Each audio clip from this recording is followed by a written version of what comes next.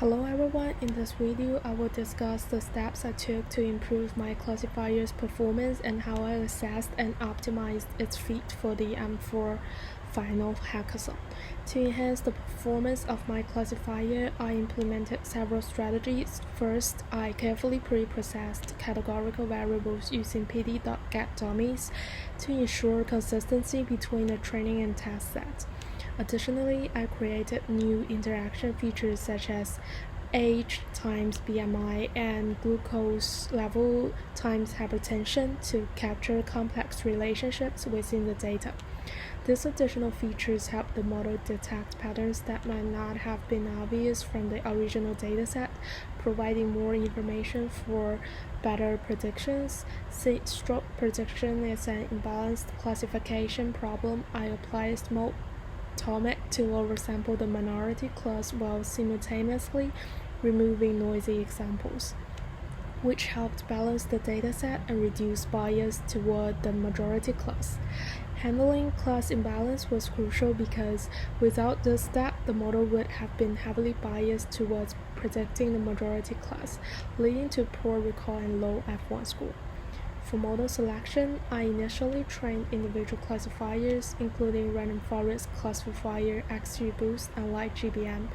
But to further improve generalization, I implemented an ensemble approach.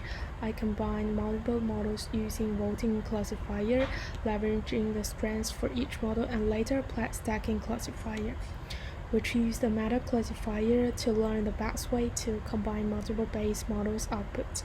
Stacking typically provides better performance compared to simple averaging methods like voting because it allows a second-level model to determine the best weighting for each base learner's predictions. This method significantly improved validation scores, indicating that the model was learning effectively from multiple perspectives. Additionally, I fine-tuned hyperparameters such as the number of estimators, max stats, and learning rate using Grid Search CV, ensuring that my models perform optimally.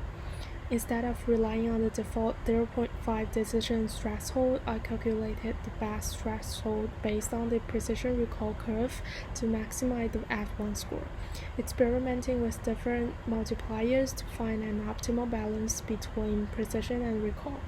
Lowering the threshold slightly allowed the model to classify more samples as positive cases, helping to improve recall, which is particularly important in a medical diagnosis context where missing a true positive could have serious consequences.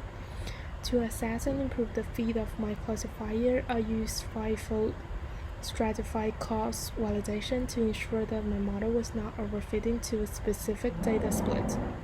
This technique helped me validate that my model was not learning patterns specific to one portion of the data, but was generalizing well across different subsets.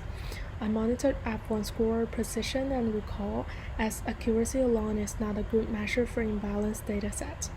Using feature importances from the trained models, I visualized which feature had the most impact on predictions, allowing me to refine feature selection and engineering further.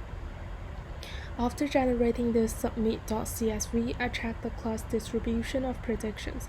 Initially, too few instances were classified as stroke cases, which led to low recall. By adjusting the threshold, I increased recall and improved the overall F1 score.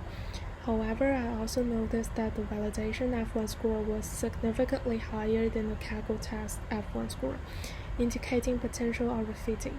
To mitigate this, I reduced model complexity, applied regularization techniques in boosting models, and adjusted threshold to ensure a balanced classification. Another critical step I took was evaluating my final predictions. I analyzed the proportion of positive cases in my submission field, ensuring that the predicted distribution was reasonable. I tested different threshold values ranging from best threshold multiplied by 0.9 to best threshold multiplied by 0.5.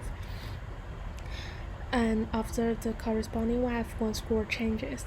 This iterative process helped me understand how sensitive my model was to different classification thresholds and allowed me to fine-tune my submission for optimal performance. Overall, through feature engineering, data balancing, ensemble learning, threshold tuning, and extensive model evaluation, I was able to significantly enhance the classifier's performance. While the model achieved a high validation F1 score, ensuring better generalization remains key for improving its performance on unseen text data. In the future, I will explore more advanced techniques such as collaborating probabilities using Platt scaling, leveraging deep learning models, or even introducing domain-specific knowledge to refine feature selection. Thank you for watching, and I'm looking forward to any feedback or questions.